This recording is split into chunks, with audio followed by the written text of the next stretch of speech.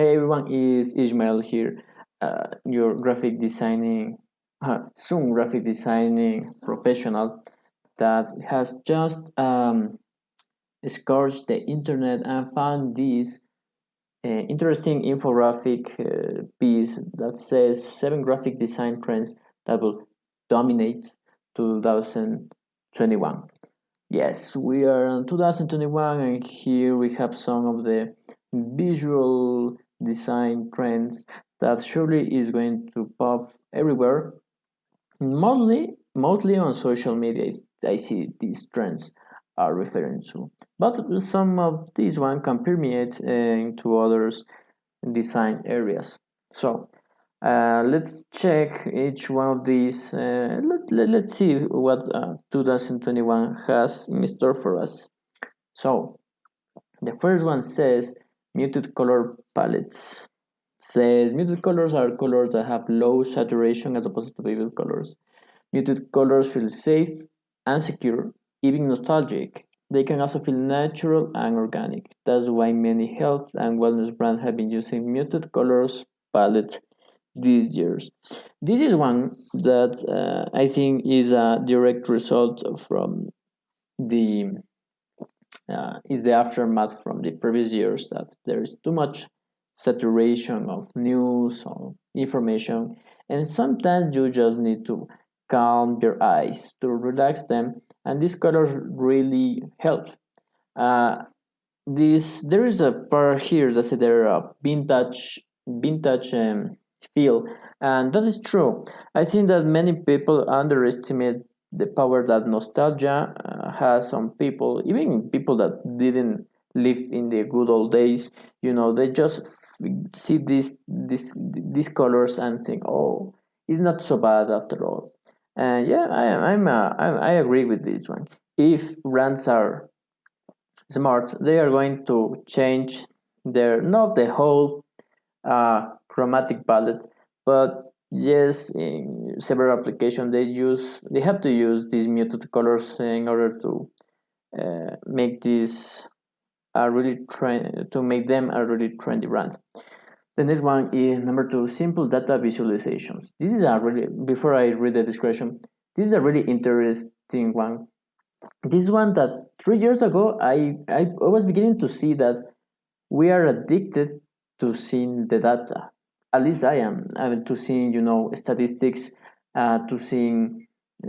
Maybe you have seen these videos where you see the growth of console wars, for example, where you have Nintendo, Sega, and then as years pass by, you can see, the bars that are beginning to increase, to decrease, and then PlayStation games and is a really big bar, and then Xbox and is a not so big bar. But then you see the different positions of the consoles and how they change. So data visualizations, I think, is a really interesting concept if brands want to stand out on social media. So the description says, the goal of any data visualization should be to make the complex data easy to understand. We are living in a time where a lot of data is constantly being circulated. Simple data visualizations can make communication more effective. Yep. The concept of data is a little overwhelming. So with the help of a graphic designer, those those big numbers can be shown in a really entertaining and educative manner. So yeah, this is another thing that I think it will help a lot if some brands get on the train. Number three, geometric shapes everywhere. Last year we saw designers using a lot of flowing and abstract shapes on their design. Flowing and abstract, you mean like the liquid shapes? I have seen that. This year, they have been replaced with rigid, hard-edged geometric shapes and patterns. The hard edge of a geometric shape create a great contrast against muted colors. So I see that the point of this is it has to work with the muted colors. um, maybe I have seen a lot of illustration, maybe you have, where there is a person and in the background there is like a liquid shape, and that's a resource that I have seen a lot of times in the past year. But to change that to a geometric shape, I think it's going to be a challenge in the process of designing it, because geometric shapes, you have to have a really good knack. You have a knack to work with geometric shapes. I mean, the classic geometric shapes, triangles, squares or circles, or semicircles, as I see here. Um, but personally, I have used, now that I see this shape, this like a rectangle with rounded edges, I have used that many times. So maybe I was coming from the future there. This one, I don't personally think that they are going to implement it, because many brands, I mean the majority, most of brands, they prefer things to be as trendy in their own minds, is like big letters and a lot of colors and geometric shapes. From them, I think they saw it too much as an educative context, like it's for schools or for children. I think that, so if a designer uses this, it has to be in a very, very smart way, so the brands can say, oh yeah, that's going to work. Number 4, flat icons and illustration. This is one, I think this is an all reliable tool. The flat icons and illustrations. This one has been on trend for many years. Okay. The description says many brands are using flat icons and illustrations in their social media graphics, website design, and more. Icons can be a powerful tool for visual communication. With a simple icon, you can communicate meaning in less space of words. Plus, illustrations are way more creative than stock photos. This the description is on point. With the stock photos, or with photos in general, you have a certain degree of customizations, but with illustrations and flat illustrations, um, changing them or changing their colors or the characters or putting new elements that the client wants is really easy to do. Any competent designer could do that. The next one, number 5, classic serif fonts. This is one that I'm very happy to see brought back, because I don't know if this is just a personal experience, but most of the design experience that I have is that serif fonts is for printing, for printing purposes, or to something, so show something that is old or dated. But seeing that classic serif fonts are coming on a digital platform, I think this is really cool. Let's see. Serif fonts are one of the oldest font styles still in use. They date all the way back to the 15th century. Because of this, serif fonts are commonly seen as classic, elegant, trustworthy. They can evoke a feeling of nostalgia. That's why we see many financial services companies using serif fonts in their marketing collateral. That's true. If you see social media pages of a bank, you are going to see that they're going to use this trusting us, or your money is safe, whatever. But using this for trendy purposes, that is really good. So far here, you have seen that most of these one, if you enter to WeTransfer, maybe you use that to transfer files. But they tend to stay really on trend, and many of these ones that we have seen are on par with that. Okay, number 6, social media slide decks. So these are more like a functional, really platform exclusive trend, but it's still valid. A lot of a lot of people have been sharing slide decks on Instagram and LinkedIn. They're a visual way of communicating longer messages than a single image post. That's why we've seen so many social justice, political, and wellness accounts sharing slide decks. On top of that, the algorithms on Instagram and LinkedIn seems to promote these slide decks a lot more than a single image.